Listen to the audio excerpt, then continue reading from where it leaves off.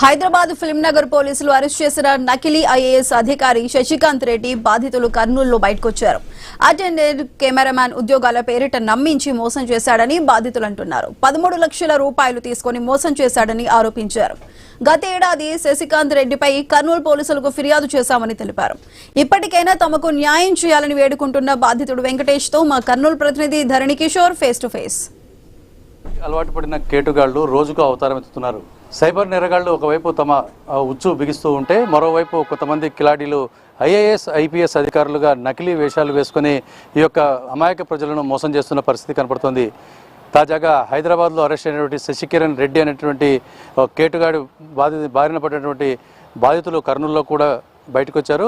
అసలు శశికిరణ్ రెడ్డి చేతిలో వీరు ఎలా మోసపోయారు, ఎంత డబ్బులు వాళ్ళకి చెల్లించారు, అసలు ఏం జరిగింది అన్నది వారిని అడిగి తెలుసుకునే ప్రయత్నం చేద్దాం. సార్ చెప్పండి, అసలు ఈ యొక్క Sasikiran Reddy IAS are IPS అధికారిగా మీకు ఎలా పరిచయం అయ్యాడు, మీరు ఎలా మోసపోయారు? ఓరియంటల్ బ్యాంక్ ఆఫ్ కామర్స్ మౌరైన్ పక్కలో ఉన్న బ్యాంకులో సార్ రవి గారు అని చెప్పి మేనేజర్గా పనిచేసేవారు. ఆయన ఈయనని పరిచయం చేసినాడు. ఈయన ఒక పెద్ద ఆఫీసరు, మీకు బాగా పనికొస్తాడు, మీకు జాబ్స్ కావాలని ఏమైనా చేయగలడు, ఇంకా ఏమైనా హెల్ప్ కూడా చేయగలడు అని చెప్పి ఆయన పరిచయం చేయడం జరిగింది మాకు.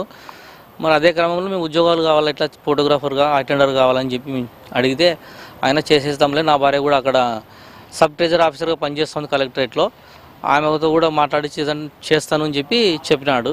చెప్పిన తర్వాత మేము పొదుపు లక్ష్మిలో డబ్బులు తీసుకొని ఒక 14 లక్షల రూపాయలు అరేంజ్ అయిన తర్వాత ఆయనకు ఫోన్ చేస్తే ఒక 5 లక్షల రూపాయలు ఒక జగదీష్ అనే అకౌంట్కి మా తమ్ముని అకౌంట్ ద్వారా ట్రాన్స్ఫర్ చేయడం జరిగింది. మళ్ళీ 4 రోజుల నుంచి 1 వీక్ లోపల మళ్ళీ 9 లక్షల రూపాయలు హ్యాబిట్స్లో హైదరాబాద్కు వెళ్ళి హ్యాబిట్స్లో ఎస్బీఐలో క్యాష్ అక్కడ వాళ్ళకి చేతికి అందజేసి వచ్చినాం సార్. అది అంటే ఏ ఉద్యోగాలని అసలు ఎలా పరిచయమాడు, మీరు అంత పెద్ద మొత్తం ఇచ్చడానికి మీరు ఎలా నమ్మకం కుదిరింది మీకు? అంటే బ్యాంక్ మేనేజర్ గారు అంటే చెప్పినడం వల్ల నమ్మకం కలిగింది. అంటే ఒక పెద్ద ఆఫీసర్ ఆయన మేనేజర్ అంటే ఆయన బదులు చెప్పాడు కదా అన్న ఆలోచనతో, మోసం జరగదన్న విషయంతో మేము ఆయనని మాట నమ్మి మేము ఆ విధంగా ఒక ఫోటోగ్రాఫర్ ఉద్యోగం ఒకటి అటెండర్ ఉద్యోగం ఒకటి అడిగితే సరే అని చెప్పినారు. ఆయన భార్య కూడా ఒప్పుకునింది. ఒప్పుకున్న తర్వాత డబ్బులు ఇట్లా సర్దుబాటు చేసుకున్నట్టే చేసుకున్నాము. 10 లక్షల డబ్బులు లోన్ తీసుకొని వాళ్ళకి ఇవ్వడం జరిగింది సార్. అయితే మీరు మోసపోయామని మీరు ఎప్పుడు గుర్తించారు? తర్వాత పోలీసులను కలిసారా? పోలీసులు ఏం చెప్పారు? ఇప్పుడు అసలు ఎప్పుడు మీరు డబ్బులు ట్రాన్స్ఫర్ చేశారు? ఏమైనా ఆధారాలు ఉన్నాయి? ఉన్నాయి సార్. 5 లక్షల రూపాయలు వచ్చేసి 8/10 నెల 2021లో 5 లక్షల రూపాయలు ట్రాన్స్ఫర్ చేసినాము. చేసిన తర్వాత మళ్ళీ 1 వీక్కి హైదరాబాద్కి వెళ్ళి 9 లక్షలు డబ్బులు ఇచ్చినాము. ఇంకా 2 నెలల తర్వాత దాటినా కూడా 3 నెలలు 4 నెలలు అవుతూ ఉంటే ఫోన్ చేస్తే ఫోన్ లిఫ్ట్ చేయలేదు కొద్ది రోజులు. తర్వాత స్విచ్ ఆఫ్ చేసేసినాడు, సెల్ నెంబర్ పక్కన పీకేసినాడు దాన్ని. తర్వాత మోసపోయిన తెలుసుకొని మళ్ళీ మేము 25/11/2024లో ప్రజా దర్బార్లో ఎస్పీ గారికి ఒక లెటర్ ఇచ్చి వినతి పత్రం ఇచ్చి కాగితాలన్నీ వాళ్ళకి అందజేసినాము. మేము చూస్తాంలే, చర్యలు తీసుకుంటామని చెప్పారు. మరి ఇంతవరకు అయితే మాకేమీ ఇది చేయలేదు. మళ్ళీ ఇప్పుడు ఒకసారి వాడు పట్టుబడినాడని చెప్పి మరి ప్రింట్ మీడియా ద్వారా తెలిసింది. చూసి మళ్ళీ ఒకసారి పోలీసులకు దృష్టికి తీసుకెళ్ళి మాకు తగు న్యాయం చేయమని చెప్పి మేము కోరాలనుకున్నాం. ఎందుకంటే అది పొదుపు లక్ష్మి ద్వారా మేము డబ్బులు తీసుకున్నాము. ఆ బ్యాంకులో కట్టనందువల్ల వాళ్ళు వచ్చి మాకు ఇంటి దగ్గర బాగా ఇబ్బంది పెడుతున్నారు. పొదుపు లక్ష్మి వాళ్ళు అయితేనేమి, బ్యాంకు ఆంధ్ర బ్యాంక్ వాళ్ళు అయితే వాళ్ళు బాగా మాకు ఇబ్బంది పెట్టి చేస్తూ ఉన్నారు. వాళ్ళు ఇచ్చిన డబ్బులు వాళ్ళు న్యాయం చేసి మాకు డబ్బులు ఇప్పిస్తే ఆ డబ్బులు ఇస్తే అక్కడ కట్టేయాలని చెప్పి మేము ఆ ఆలోచనతో ఉన్నాం సార్. అంటే యాక్చువల్గా ఎవరైనా ఇలా ఈజీగా మీ పనులు చేసేస్తాం, లక్షలకు ఇవ్వండి అంటే ఏమో నమ్మి మోసపోవద్దని పోలీస్ శాఖ ఒకవైపు చెప్తున్నప్పటికీ కూడా మీరు ఎలా వాళ్ళ ఉచ్చులో పడ్డారు? బయటికి రావడానికి ఇన్నేళ్ల నుంచి, అంటే ఇప్పుడు దాదాపు 2-3 ఏళ్ల నుంచి జరుగుతున్నట్లుంది వ్యవహారం. సో ఈ 15 లక్షల రూపాయలు వదులుకొని ఉన్నారు. మరి పోలీస్ శాఖను మరొకసారి ఎందుకు టచ్ చేయలేకపోయారు? పోలీసులు అసలు ఏం చెప్పారు?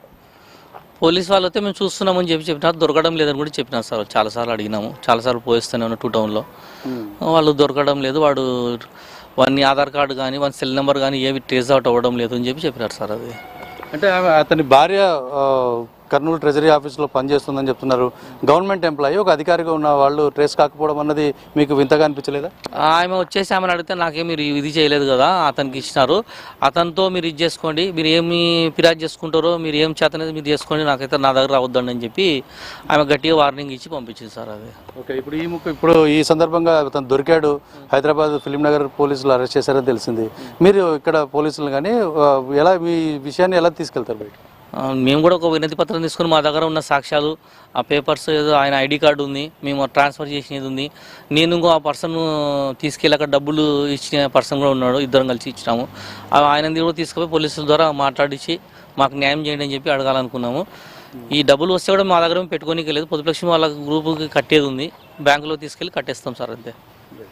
ఇది మొత్తంగా చూసుకున్నట్లయితే పూర్తి స్థాయిలో కూడా తమకు చిన్న చిన్న ఉద్యోగాలు కావాలని కోరితే తప్పకుండా చేయిస్తానని చెప్పి నమ్మించి మోసం చేశాడు. పెద్ద అధికారిగా నమ్మబలికాడు. అతని భార్య కూడా ఒక ప్రభుత్వ ఉద్యోగి కావడంతో మేము కూడా నమ్మి మోసపోయాము అని చెప్పి బాధితులు చెప్తున్న పరిస్థితి ఉంది. ఏదేమైనప్పటికీ కూడా ఈజీ మనీకి అలవాటు పడిన కేటుగాళ్లు పలు రూపాల్లో ప్రజలను మోసం చేసేందుకు తెర మీదకి వస్తూనే ఉంటారు. అయితే అప్రమత్తంగా ఉండాల్సిన ప్రజలు మాత్రం తగు జాగ్రత్తలు తీసుకొని మాత్రమే ఈ యొక్క అంశాల్లో జాగ్రత్తగా ఉండాలని ఐ న్యూస్ కోరుతుంది. వీడియో జర్నలిస్ట్ బాబుతో ధరణి కిషోర్, ఐ న్యూస్, కర్నూలు నుంచి.